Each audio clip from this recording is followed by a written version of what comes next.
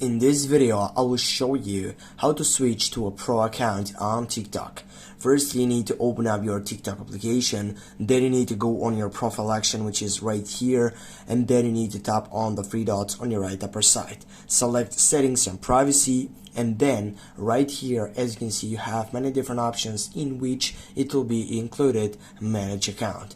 Tap on the first selection, and right from here, guys, as you can see, you have an option which says switch to business account. You need to take off on that selection to take off and get that pro account on your TikTok. From now on, when you get that selection and you select whatever you want, for example this one, beauty, you can choose a category which is related on your interest. And now if you go on your profile selection, and if you go right here again and go for settings and privacy and simply go manage account, you're gonna see that now you have the chance to switch it just to a personal account. Now that means that you have a business pro account on TikTok.